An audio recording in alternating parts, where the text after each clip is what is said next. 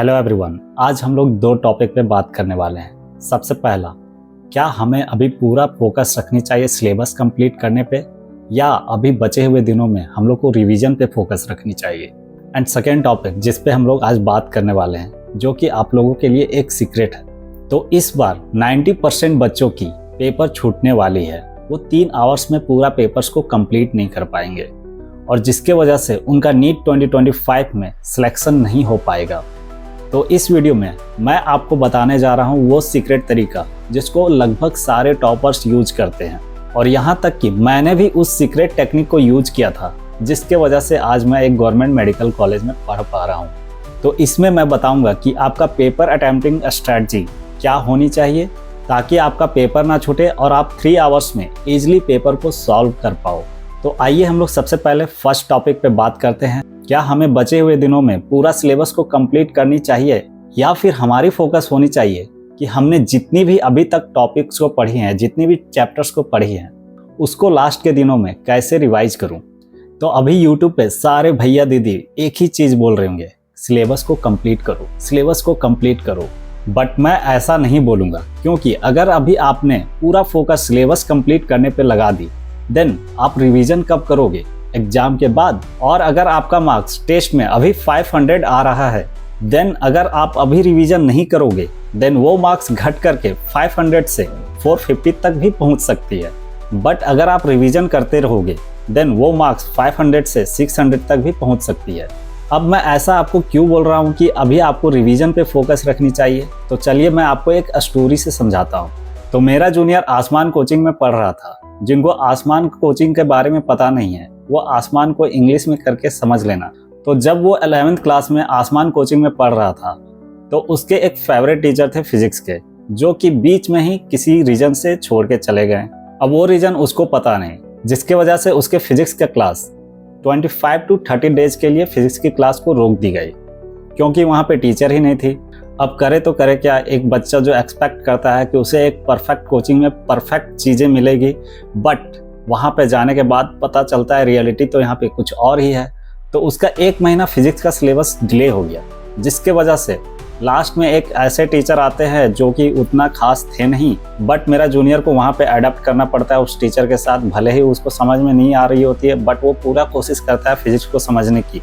तो अल्टीमेटली उसका सिलेबस को बहुत ही फास्टली कंप्लीट की जाती है, जिसके वजह से उसको उतना अच्छा से समझ में नहीं आती है। तो वहाँ ऑफिशियली सिलेबस तो कंप्लीट करा दी जाती है, बट क्या रियली में उस बच्चे को वो पूरा सिलेबस अच्छा से समझ में आई थी? जितनी टाइम देनी चाहिए थी उस सिलेबस को कंप्लीट कराने में, क्या उसको उतनी टाइम दी गई? तो इसका आंसर है नहीं, जिसके वजह से उसका पूरा सिलेबस अच्छा से कंप्लीट नहीं हो पाती है और 11th बर्बाद चली जाती है। और 11th बर्बाद होने की वजह से नो डाउट 12th तो थोड़ी बहुत अफेक्ट होने ही वाली थी। और अल्टीमेटली क्या होती है कि उसको 12th की भी फिजिक्स अच्छी से समझ में नहीं आ रही थी।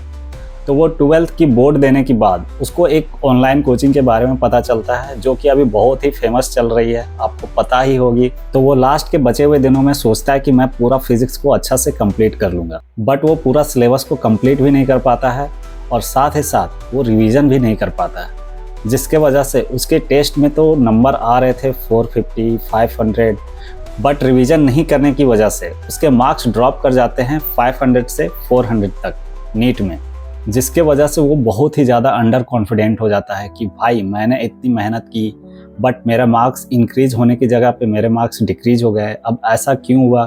तो मैंने उसको समझाया कि भाई तूने लास्ट के टाइम पे रिवीजन करने की जगह पे आपने सिलेबस कंप्लीट करने पे फोकस की, जिसके वजह से आपका मार्क्स ड्रॉप हुआ है। अगर आप लगातार रिवीजन करते रहते, देन आपका मार्क्स इंक्रीज जरूर करता। तो उसको मैंने बताया कि नेक्स्ट ईयर आपका फोकस होना चाहिए कि आप जितना जल्दी हो सके सिलेबस को कंप्लीट करो एंड मल्टीपल टाइम्स सिलेबस को रिवाइज करो। और उसने इस बात को समझी और अल्टीमेटली वो आज एक गवर्नमेंट मेडिकल कॉलेज में पढ़ रहा है। तो अभी 3 तरीके के बच्चे होंगे जिनका सिलेबस कंप्लीट नहीं हुआ होगा। कैटेगरी नंबर 1 जिनका सिलेबस अभी 40 to 50% कंप्लीट होंगे। कैटेगरी नंबर 2 जिनका सिलेबस अभी 50 to 70% कंप्लीट होंगे। एंड कैटेगरी नंबर 3 जिनका सिलेबस अभी 80 to 90% कंप्लीट होंगे। तो सबसे पहले हम लोग बात करते हैं कैटेगरी नंबर 3 वाले बच्चे जिनका सिलेबस 80 to 90% कंप्लीट है।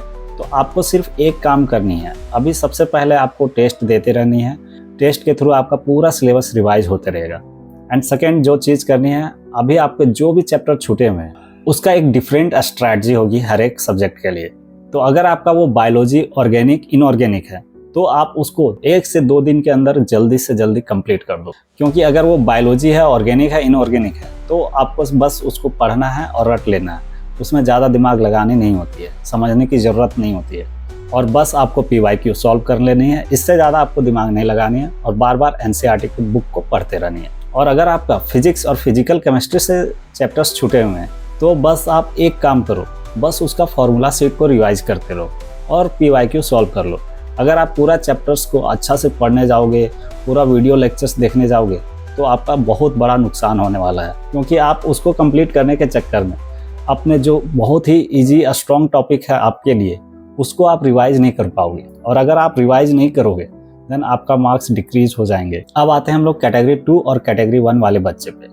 तो भाई अब आपको एक्सेप्ट करनी होगी कि आप पूरा सिलेबस को कंप्लीट नहीं कर सकते। अब आपका ये टारगेट होनी चाहिए कि मैं यहाँ से कैसे अपने मार्क्स को मैक्सिमाइज करें। अब मैं ऐसा क्यों बोल रहा हूँ, अगर आप फिजिक्स के एक चैप्टर को अभी से अच्छा से पढ़ने और समझने जाओगे तो आपको जितना टाइम लगेगी उतना टाइम में आप बायोलॉजी के 2 से 3 चैप्टर को कंप्लीट कर सकते हो।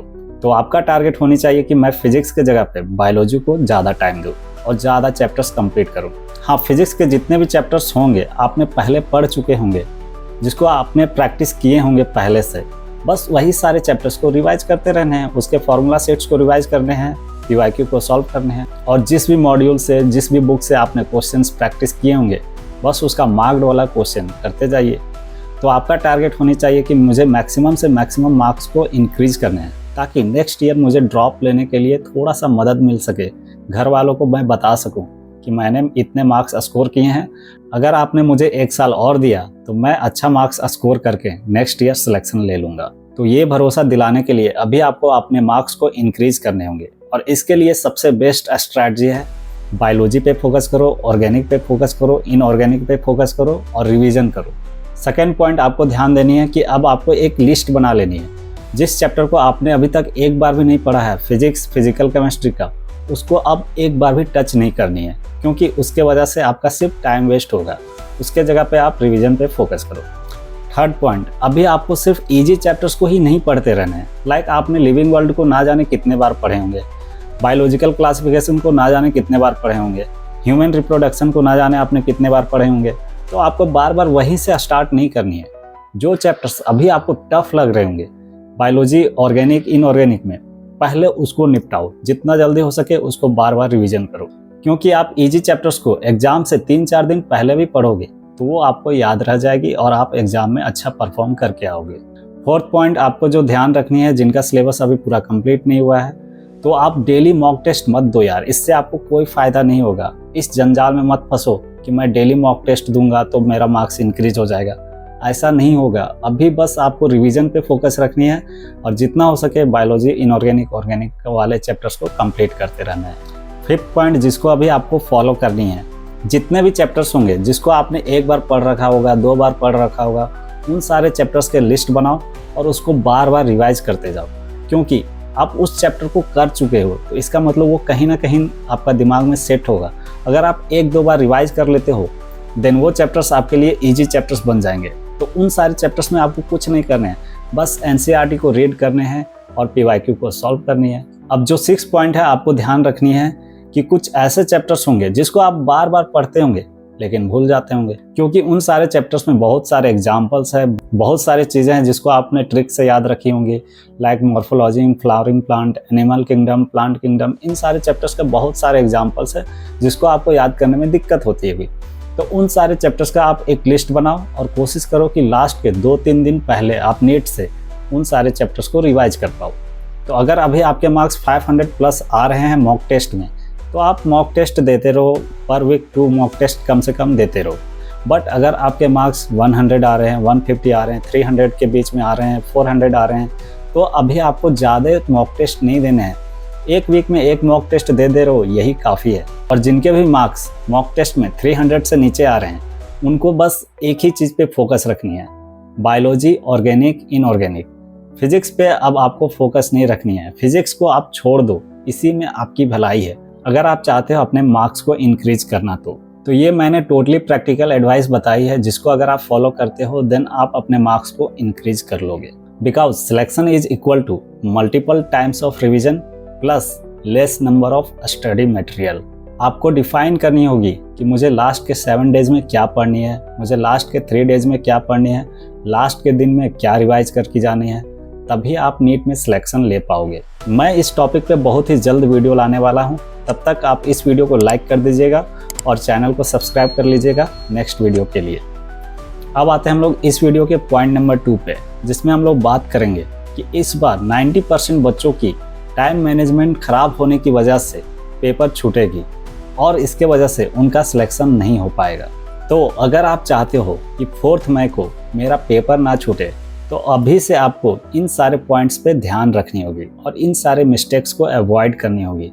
और अगर आप अभी से इन सारी चीज़ों को फॉलो करते हो और अपने मॉक टेस्ट में प्रैक्टिस करते हो जो मैं अभी बताने वाला हूँ, तो आप डेफिनेटली नीट 2025 में फोड़ के आने वाले हो। पॉइंट नंबर 1, आपको जैसे ही क्वेश्चंस पेपर मिले, आपको सबसे पहले क्विक रिव्यू करनी है। 2 या 3 मिनट के अंदर पूरे क्वेश्चंस को एक बार देख लेनी है, किस सेक्शंस के क्वेश्चंस टफ हैं, किस सेक्शंस के क्वेश्चंस ईजी है। अब ये आपको कैसे पता चलेगा? तो भाई ये पता चल जाती है अगर आपने अच्छी खासी प्रैक्टिस कर रखी है तो।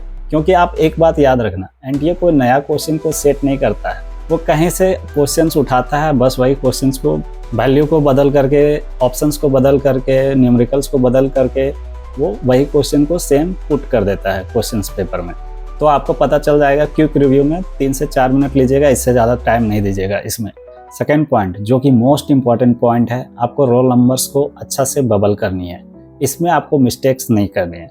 अगर आप मिस्टेक कर देते हो तो वो पूरा पेपर्स में आपको हैम्पर करके रखेगी, आपको टेंशन दे के रखेगी कि मैंने रोल नंबर्स को गलत भर दिया है, क्या होगा, मेरा पेपर्स चेक होगा कि नहीं। मोस्ट प्रोबेबली आपका मार्क चेक हो जाती है और आपका रिजल्ट्स भी आ जाती है। तो ज़्यादा टेंशन मत लेना अगर गलत भी हो जाए तो, बस आप अपने इन्विजिलेटर से बात कर लेना। थर्ड पॉइंट, बहुत सारे बच्चे ऐसे होंगे जो सोच रहे होंगे कि बायोलॉजी मेरा बहुत ही स्ट्रॉन्ग सब्जेक्ट है, बहुत ही ईजी सब्जेक्ट है, मैं इसी से पेपर देना स्टार्ट करूँगा। नो डाउट आप पेपर देना स्टार्ट कीजिएगा इसी से, बायोलॉजी से, बट आपका एक टाइम लिमिट होनी चाहिए कि मुझे इतनी देर में बायोलॉजी को कंप्लीट करके निकल जानी है। क्योंकि ऐसा भी हो सकता है जो सब्जेक्ट स्ट्रॉन्ग है आपके लिए, इजी है, वो सब्जेक्ट का क्वेश्चंस बहुत ही टफ आए होंगे, बहुत ही स्टेटमेंट वाले क्वेश्चन होंगे, और फिजिक्स का क्वेश्चन उधर इजी होंगे, केमिस्ट्री के क्वेश्चंस उधर इजी होंगे।